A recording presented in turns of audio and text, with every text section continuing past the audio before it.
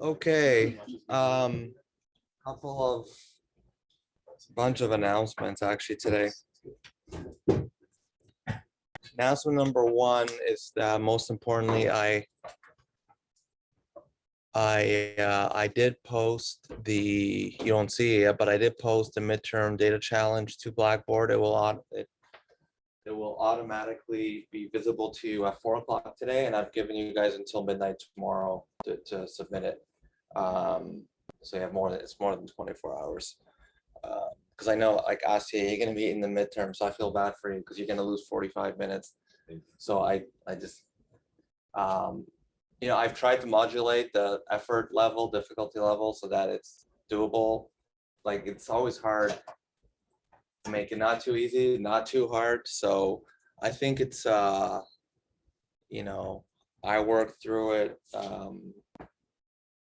think it's about right, but if I do have office hour tomorrow from 1 to 2. I can't obviously help you do this one, but if you want to ask me like a general question, knowledge question, I'm around.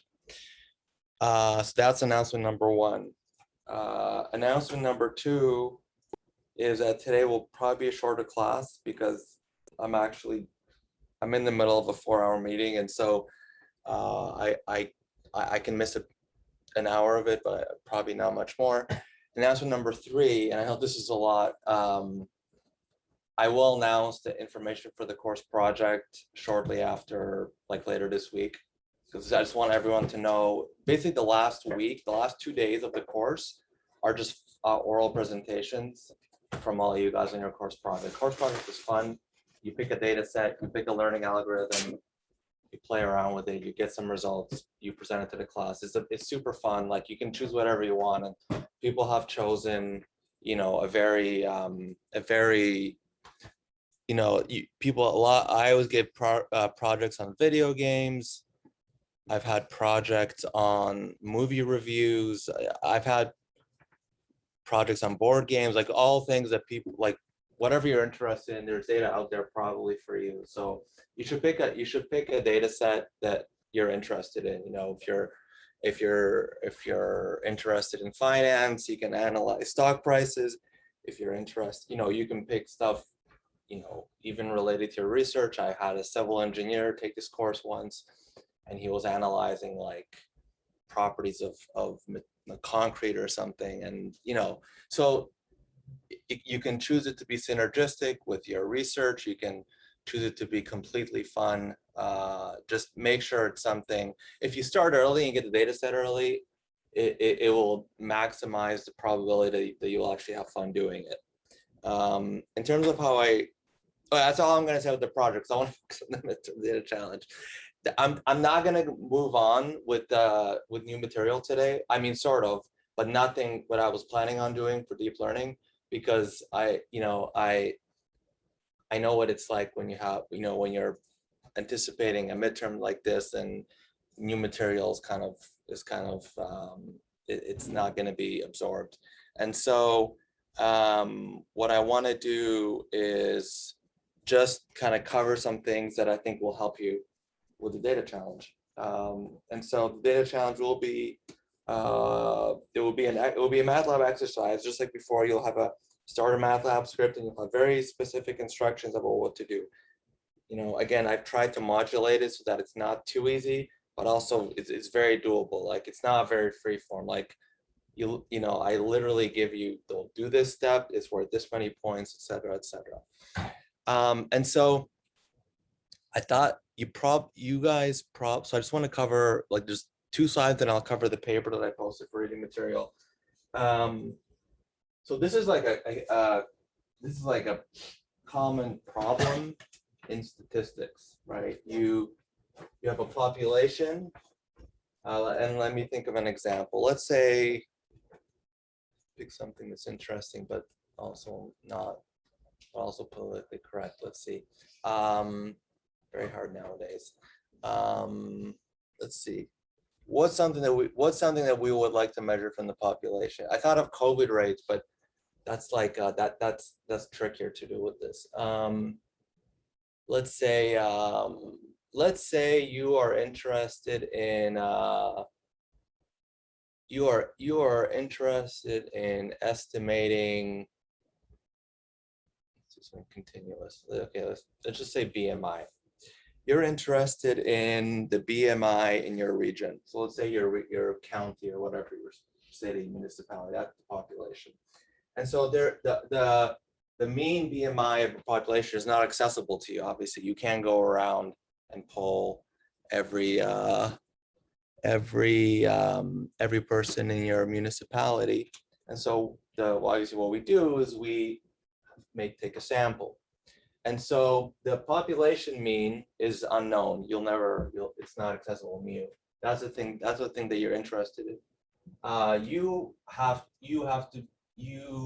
resort to MUS, which you ask whatever 100 people, you measure 100 people's BMI, let's say, and you get some number, and that's just a number, and let's say it's 25. But see, in general, and this is something I had a prof tell us this once. I was in grad school, and I'll say this to you: whenever you're reporting a number, you should never report just a number. Always report error bars. So a number without error bars is really, I don't want to say it's not meaningless. There's information in the mean, but the mean by itself has relatively little information. And so to draw a picture of that, switch for Robert. Oh, I don't think I shared screen even. So actually, to draw a picture of that, you can have two distributions of the same distributions. This is BMI. BMI. Let's say the 25 is here. This is your US.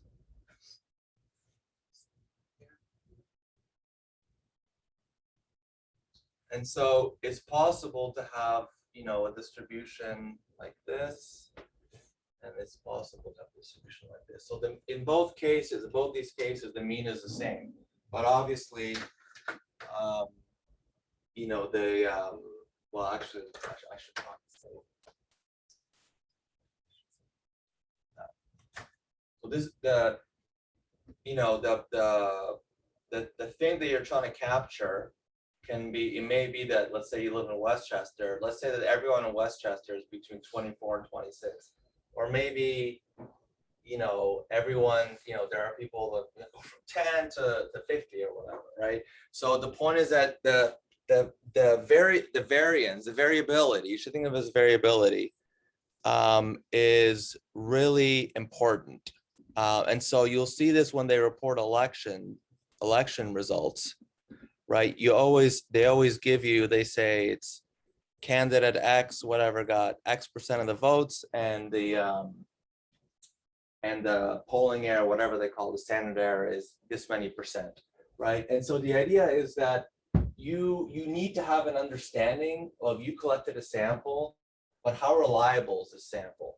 Is this sample, and obviously so, okay, let me ask you. So what could you do to estimate the variability of the sample? Like, what would be the ideal solution? You ask 100 people for their BMI, and their mean is 25, but you want to know whether that mean of 25, you want to know how well that would generalize to another sample. So how could you test that? Like, how could you tell how reliable that measurement is? What would be the ideal solution? Get more data, get more samples. So the best way would be to get more samples, right? And for every sample, estimate your sample mean, and then you have not just the mean, you have a whole distribution of sample means. That's the ideal situation. And then if all the sample means come out as 25, you know that you have a reliable estimate. But if every sample, like if sample means are fluctuating wildly, then you know that what you're measuring is highly variable. They have a situation like that on the right, where depending on which samples you grab, you're going to get a completely different estimate. But then the question, but you never have that luxury, right? You don't have the luxury. You're lucky to get one sample, like one sample of, one sample of 100 or 1,000, or depending on how expensive the data collection is. So, and so there's this idea that has been around, and it's for not, I don't think it's that old. I think it's like younger than me, which isn't saying much, but it's, it's not ancient. And that is bootstrapping. And so when I first heard about this idea, I almost had to, I shook my head. I'm like, how does this work? But actually it works. And it's like this, I don't think, this is one of these examples of a technique that I don't think came from equations. I think this came from intuition. I think this came almost, I don't know, if I had to guess, I think it came about as a hack. And then the theory kind of came afterwards, but I don't know, who knows. But the idea is that, so bootstrap resampling is the name that's given to sampling with replacement. So so if you have a sample, let's take a very simple case. You have five, your sample size is 5, right? And you can measure the mean of those 5 samples, and that's mu of s, and that's some number. And you want to know how robust is that number. Well, so what bootstrapping does is you create, a bunch of new samples from your original sample by sampling with replacement, right? So if you're not familiar with sampling with replacement, it really, you have your 5 numbers, you pull one out, that's X1, and then you put it back, and then you're putting the samples back in the bag, so that, and at this paper that I assigned to you, there's actually a number. It's like each number has a 62.3% chance of appearing something. It's this, I cannot believe it's that there's actually a number for how likely is it that in bootstrapping that and X, that, for example, X1 will appear. So X, if you do this a million times, X1 will appear in 62.3% of the resamples. But the idea is that obviously this is the same data, but now kind of, there are duplicates and there are some omissions. I think the omissions are just as are more important than duplicates, frankly, because the one kind of intuition behind why this works is that if you have an outlier, right? Let's say that X5 is an outlier. It's going to throw off your sample mean, right? But now, when you do this bootstrapping, there will be some resamples that won't have X5 in it, right? And so what that's going to do is it's going to reduce the influence of that outlier, right? Because when that outlier is not present, the mean is much lower or higher, depending on whether the outlier was too high or too low. And so that's one, maybe you have your own intuitions for what is happening here. But I encourage you to do this with your data, especially if your data impoverished. Like, you can do things if you need to. Again, in the paper, you should always report error bars, standard deviation, and this you can always do this. You can always bootstrap your data and just report, my mean is this, my sigma is this, and I obtained it by bootstrap resampling, 100 times or 1,000 times. So it's something that you can do. And so just one equation here, and that is, every one of these bootstrap resamples, you can get a sample mean from, and then you can measure the sample variability just by, this is just an equation for, and this should be 1 over n here. I wrote this kind of quickly. The idea is that you just take these and you see how far they are away from the original mean. And that is your, let me actually correct this now.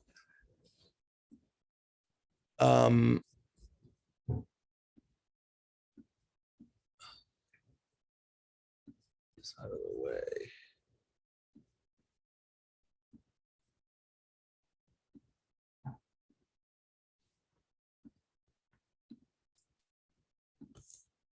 So you do have to, this is just the equation for variance basically, or standard, yeah, variance. Sigma squared is the variance. N is the number of resamples here. And so this gives you, so now you have a mean and you have a variability, even though you only had one sample. So this, and the reason I'm telling you this is because this technique is very, very common in machine learning. And that brings me now to gonna transition to the paper. All right. All right. So this is one of these, I like papers that are not burdened with like tons and tons of equations and proofs. This is one of those papers that I really like because I remember being able to read it fairly painlessly, and I think it's quite informative. It gives you a good review of what is called ensemble learning. So you may be familiar with these machine learning competitions like Netflix competition, for example, and the winning entries for these competitions are almost always ensemble methods. So an ensemble method just means that it isn't a particular algorithm per se, it's just an approach where many classifiers are run in parallel and their predictions are combined. And so the idea is that the metaphor I use for this is wisdom of the crowd. So if you, let's see, what's like, let's say you want to ask, I don't know, just because it's on my mind, US foreign policy, right? Like if the president is having to make a very difficult foreign policy decision, he will poll a number of, some number of experts. And the idea is that by aggregating the opinions of experts, you're going to get a better estimate of the optimal strategy or the optimal prediction than just one. So the same idea is true in machine learning, that two classifiers are better than one, right? So you can always train a classifier, but maybe you can train multiple classifiers, and why not combine their predictions, right? So why not do that? And so the question is, how do you do that? There's a couple of different ways. So this is a really, can I now, I want to zoom in on this figure. Right, so let me just go through the figures. Let's see if I can. So this, yeah. So the figure here, the x-axis is the number of, it's a number of classifiers out of 21. So this is just a little simulation of a set of 21 classifiers, and each of them has an error rate of 0.3. Right, so that's where my cursor is. So you have a classifier with a 70% accuracy. So 3 out of 10 times it makes an error. And you have 21 of these, and assume that they make their, and this is the critical thing here, assuming that they make their errors independently,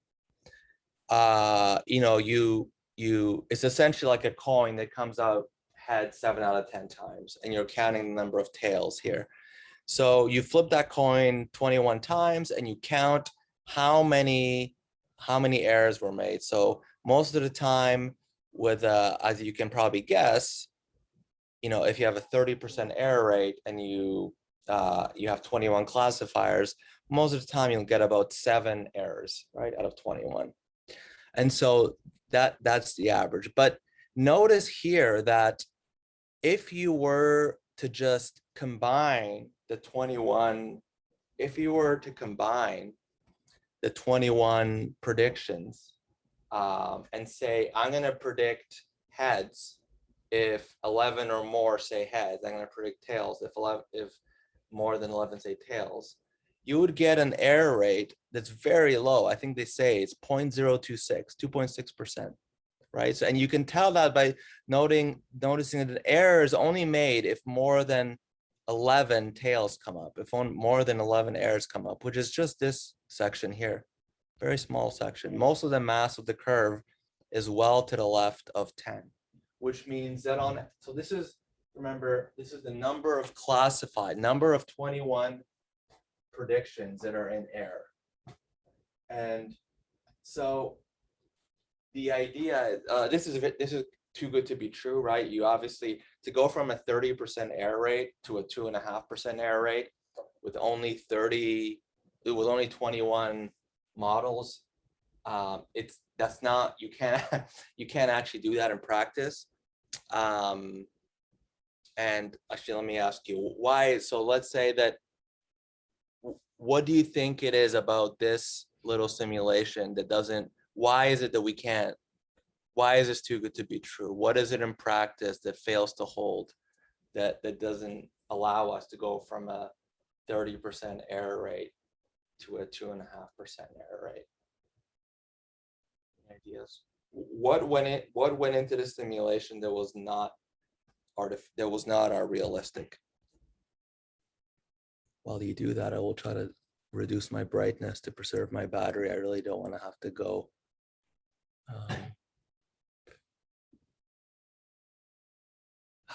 Zoom, get this out of the way.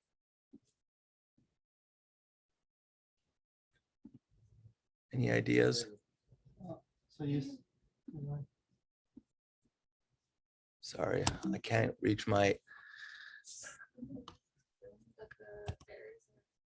Exactly. They're not, right? They're, my screen brightness will not affect the Zoom, right? It shouldn't. It's just my video card, I think. But it will affect this? No, I don't think it will either. Right. So yeah, that's exactly it. It's because you assume that the errors are independent, but in reality, they're not, right?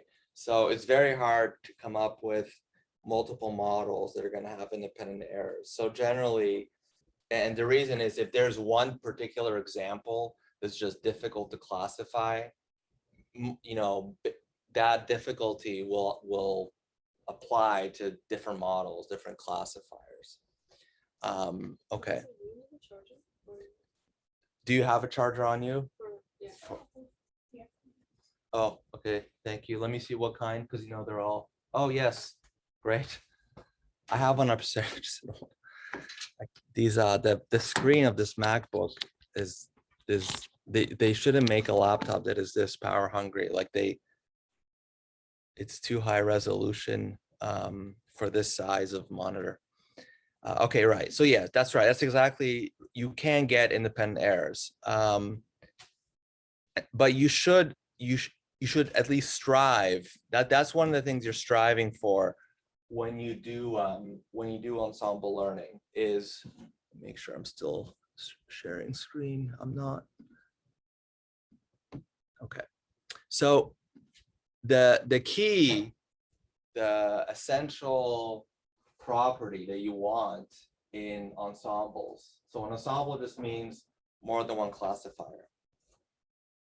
And the essential ingredient is that you want your classifiers to be independent. You want them to be different, basically. You want them to be learning different things, is another way of thinking about it. So like in the brain, in the benign versus malignant example, if you want to have an ensemble of two learners, you want them to be picking up on different features, ideally. And then by combining them together, then their errors will be made independently, and that's when you get a boost in performance. And so first of all, why does this work? So I like this paper has kind of has proposed 3 reasons why they work, and it may seem nebulous to you guys as to how these are all different, but I'll do my best to try to explain the difference between these 3 pictures. So they say that ensemble learning helps due to statistical grounds, computational grounds, and representational grounds. So I think statistical is probably the hardest one to intuit, but the idea is that, well, actually, geometrically, that one, they've done a good job. So H1 through H4, those are different, just think of them as different models. The H stands for hypothesis. So it's hypothesis in like, it's a hypothesis like prediction. So given this pattern of voxel intensities, we have a hypothesis as to whether this is a benign or a malignant tumor. So these pictures all apply to just one example, right? So the hypothesis apply, this refers to one example. What the statistical, the top left panel is trying to show is that if you take the geometric mean of the H's, you're getting closer to that blue section. That blue section is like what it's trying to represent. It's like the true. It's like that's like the true hypothesis region, and so you want to be as close to the center of that blue region as possible. And what the picture is trying to show is that by having these different models and by averaging them out, you're getting closer to the centroid, and as a result, you're getting closer to the part of the hypothesis space that makes correct predictions. So that's called the statistical. Another way of thinking about it is just like you're averaging errors, basically. Computational, though, the computational argument is a little bit different. The idea there is that there are some algorithms, like deep neural nets, where the information may be in your training set, but it may actually be hard to converge to the bottom of the hill. And so with a deep neural network, your cost function is very non-convex. And what that means is you don't just have one minimum. This is a local minimum, this is a local minimum, this is a local minimum. And so the idea is that when you run your neural training one, sometimes you'll get here, sometimes you'll get here, and sometimes you'll get here. And the idea is that you want to get to this one. This is the best algorithm. This is the best model, rather.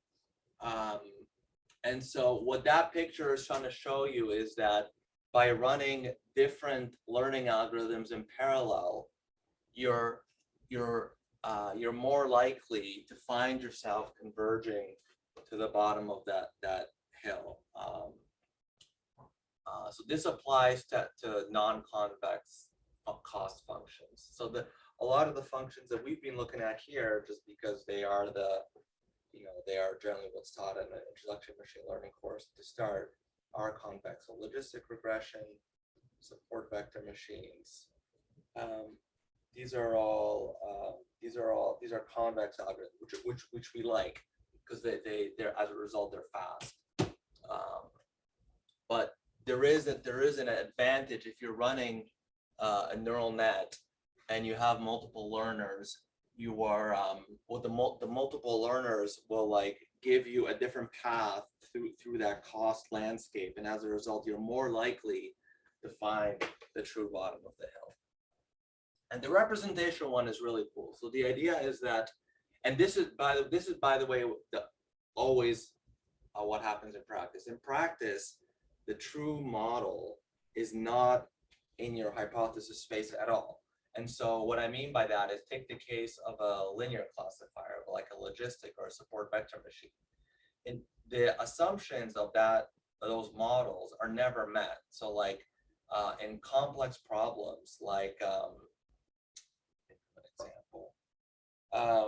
So the true decision boundary is usually not a hyperplane. It's even non-radial basis functions, they're more complex than that. And so the idea is that by combining, there are different ways of constructing complicated decision boundaries. One way is to just like, learn a polynomial or hyperbola or whatever. Another way is just have by combining a bunch of simple boundaries together. And I think this paper later is a figure that shows you that.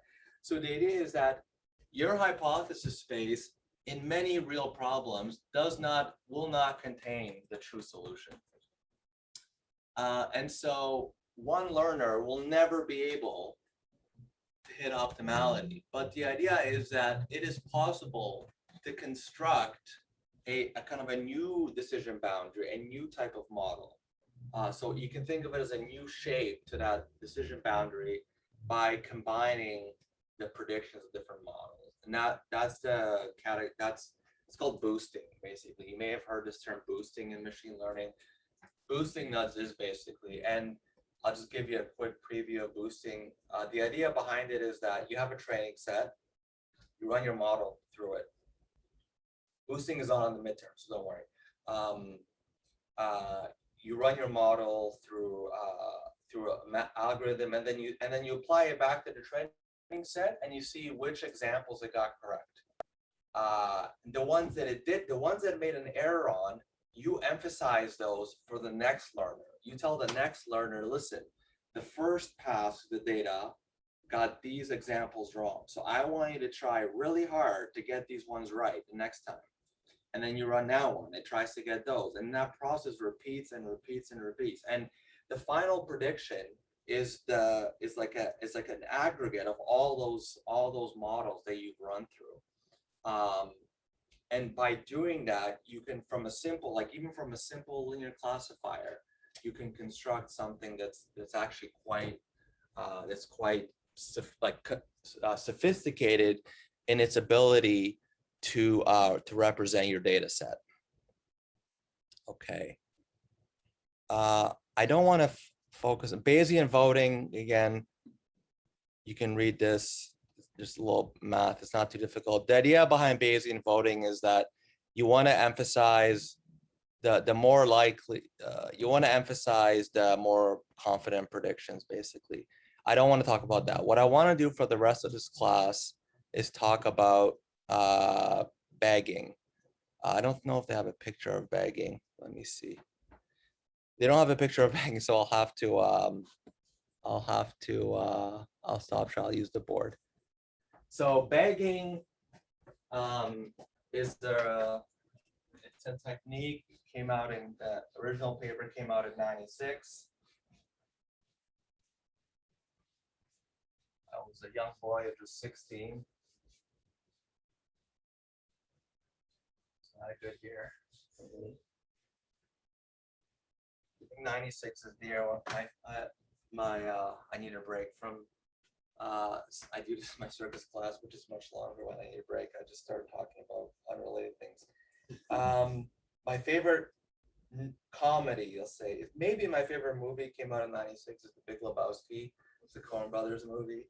I highly recommend it. I quote this movie probably once a week, mostly just when I'm talking to my wife, but sometimes I'll even quote it in a social setting. Or it's like one of these movies that good comedies are hard to find. There's many more good non-comedy films than there are good quality. This is one of those films that it's rare in that you pick up because you pick up things that you didn't pick up the previous time. You can actually enjoy it.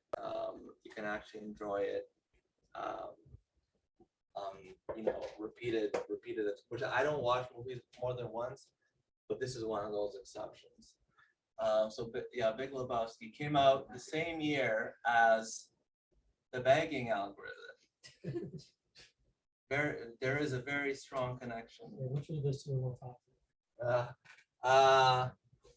Actually, so the Lebowski has there's a Lebowski Fest every year, I think, that Jeff Bridges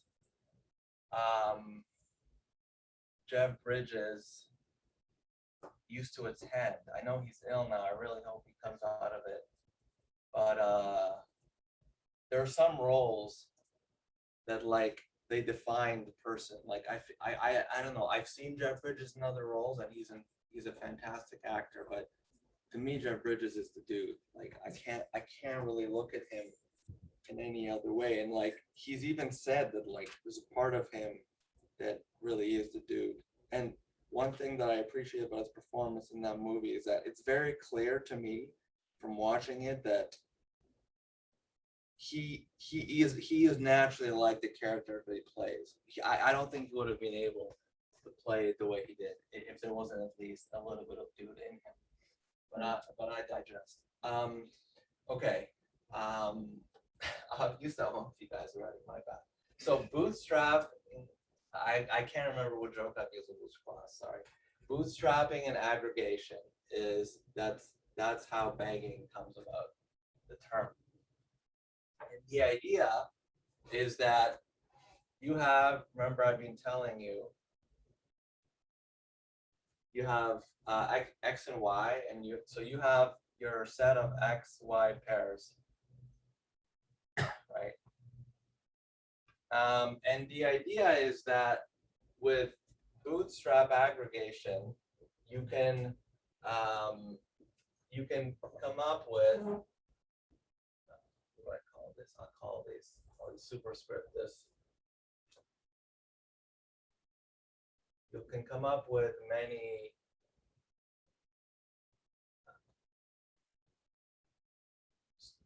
by sampling with replacement. You can come up with many what do I call them? Resample training sets. So I do this a lot in practice I have some commercial stuff I do for companies, and so I do this. This is done in the field a lot, bagging, because what you're basically doing is you're it's all three of these, all K of these. So you take your training set and you make K training sets, and the K training sets each can be used to fit your model, to fit a model. So this will be model 1. This will be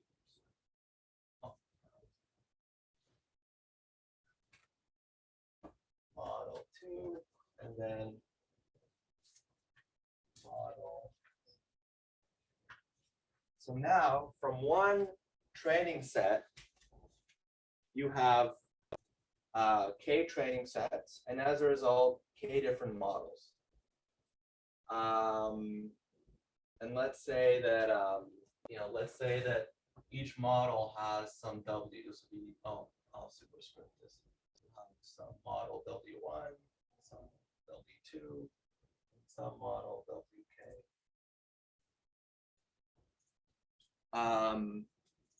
And then so this is done at training time. And then when it comes time to test,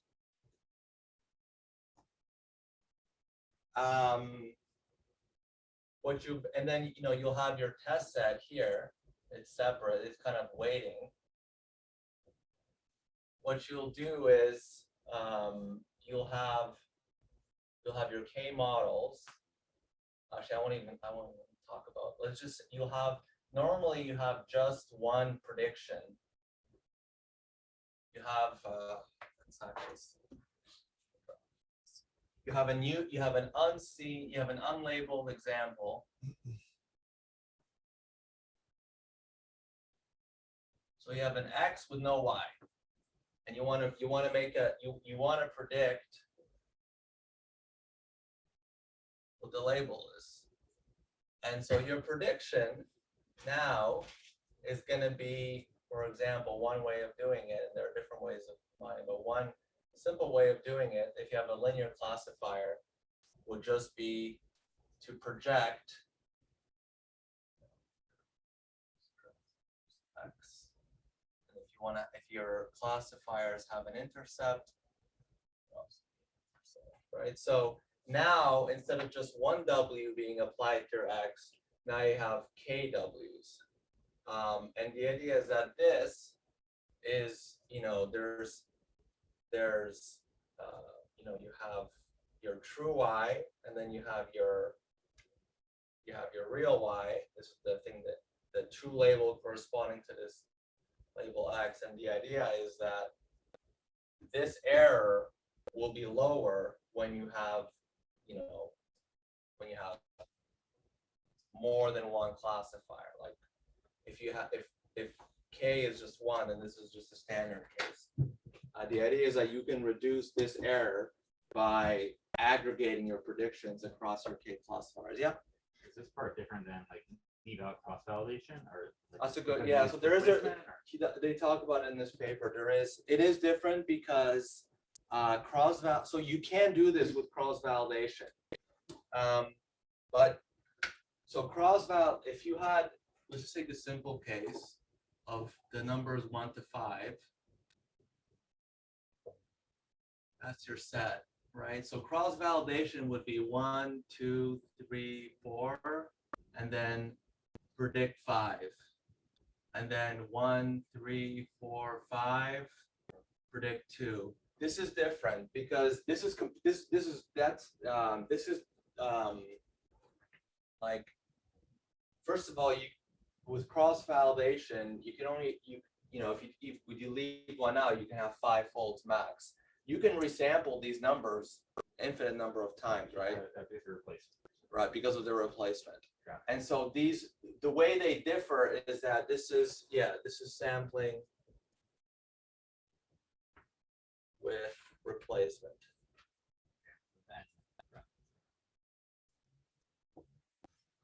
And so but there is and they do talk about this in this paper, that there is a way of ensemble learning that instead of doing the sampling with replacement, they do cross validation, and you combine, instead of having a different model, instead of having the diversity in the models from bootstrap resampled, you can get them just from cross validation. But this is really, if your data is noisy, this is really helpful in general. And I mean, it's helpful. You can have like a, I don't know, 25% improvement, something like that. Because the noise in your training set can get washed away by doing this. And I think again, the intuitive way that I always think about this is there are some examples in there that are just false. The label may be wrong. The data may just be super noisy. And so you need to have some samples here that don't have those examples in them. And then that will lead to a better model overall. I should say something, and they say this in the paper. Bagging only works if any majority vote scheme will only work if your base model has a better than 50% accuracy. If your base model has a 45% accuracy, you're actually going to make it worse with this. And I've seen that too in practice. I work on a base model. Like if it's just like the accuracy of if you just take your training set and you have a training and a test set, and you learn a support vector machine, and you learn on the training set and you apply the test set. The accuracy before you do any resampling. The accuracy before you do any resampling, yeah. And so if you're starting off less than worse in chance, or just you're not going to get it. And this only works is if on average these are better than chance. But in theory, as long as you're at least, even if you're just 51% accurate in a binary classification, you can really, in theory, if you have enough resamples, you should be able to drastically, and there are some theoretical proofs for showing how you can get massive performance boosts. I think I'm good now. Sophie, thank you. I'm going to work in MATLAB. I'm going to show you a couple of functions in MATLAB before I conclude. So there are some really impressive theoretical results showing that, you can get, and the term that you will see used is turning a weak learner into a strong learner. And that's, so the answer, so there's like a paper, I think the title of the paper is, can you turn a weak learner into a strong learner? And the answer is yes, under certain assumptions. Woo. Let's not show that. Right, this is generation. All right, so I don't think you're sharing. okay. Thank you. Okay, so I'm just gonna demonstrate how to just do some. I just want to. I'm not gonna show you how to do any machine learning here. Oh, what's going on? Oh, I don't think it's my adapter because I use this in other. It's probably a cable. Let's see. All right. Just want to demonstrate.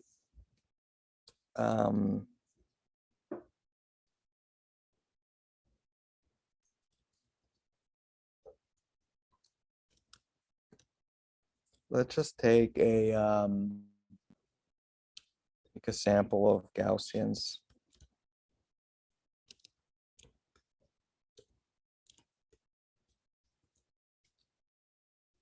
Okay.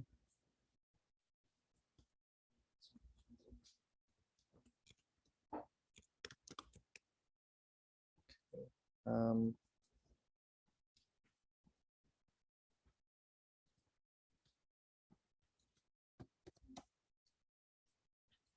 say 3.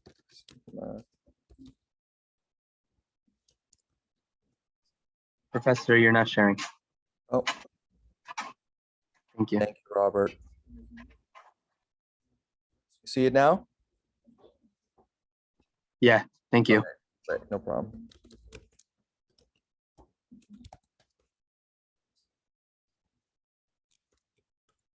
Right, so if you want to generate a Gaussian distribution with a mean of 3 and a say standard deviation of 5, I believe this is how you do it. Okay. Let me just confirm that I did it.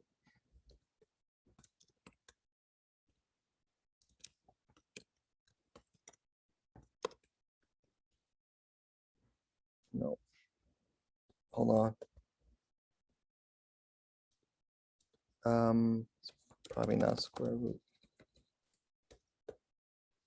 There. Yeah. Right. And so now let's say I want to bootstrap my sample. So the way you do this is there's this function I use for, and I think there are MATLAB has some higher level functions.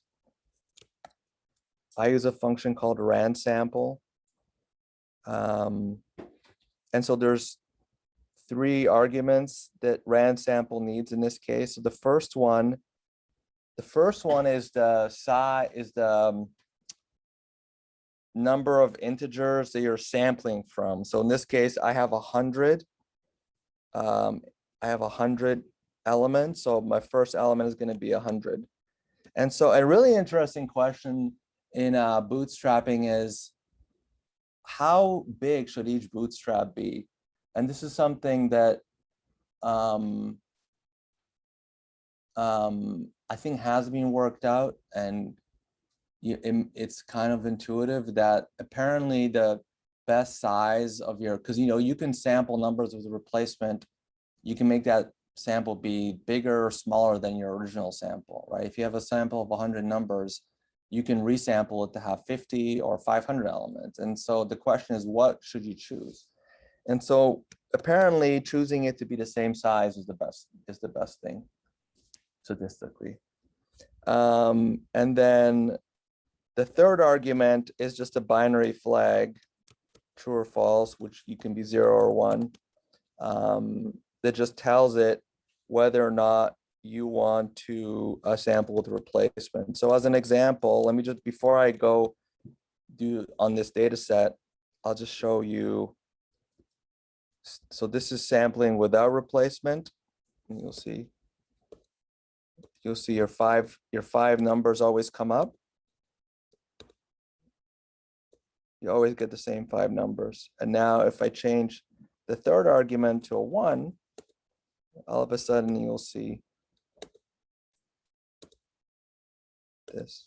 I'm actually curious to see if this, see something. I was thinking about.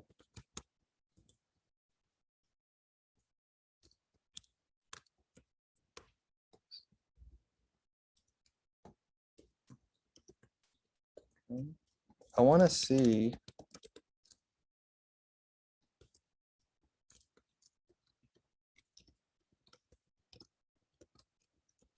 how many times, whether this 62.3% thing is really true. Let's just do it for number 1. Mean temp equals 1. Oh, actually, yeah, hold on. It's sum temp is greater than 0. I think you guys are probably better than me at this kind of logic. Over 2, 65.2. Oops. It's higher. They're saying 62.3%. I'm getting a higher number. What if I do 2? I may not have coded it right. Anyhow, so temp is temp is these are my bootstraps. So 5 elements are the rows and the 1,000 resamples are the columns. And so I'm looking to see how many times the number 2 appeared.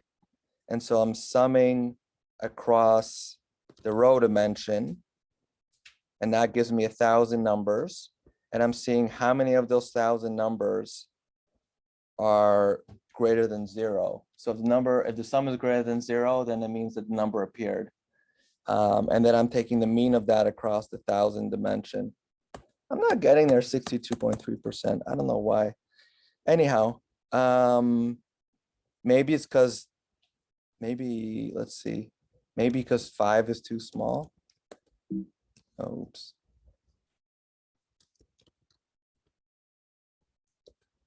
No, I'm still getting closer maybe. Anyhow, so I wanted to show you so now, let's say for I is equal to 1 to n boots, and I'll say I'll do n boots is equal to, I'll do 50 bootstrap resamples. And what I'll do is every time I generate a new set of indices into my original data.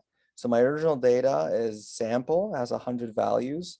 So my X boot is just going to be my X, but using these indices that now have duplicates, right? So these indices will have duplicates. Yeah, you see 4 and 4, for example. And so this is my resample, and I can do boot mean is mean of X boot. And then I see that. And then grand mu is going to be the mean of boot mu, for example. And grand standard deviation is going to be the standard deviation for boot mu. Oh, sample, called it X.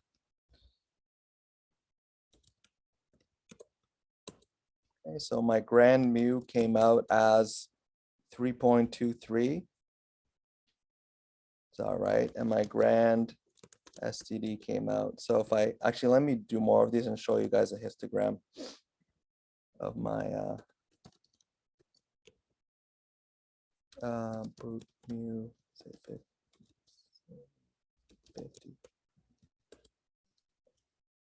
So this is a histogram of my sample mean. So this is not your data.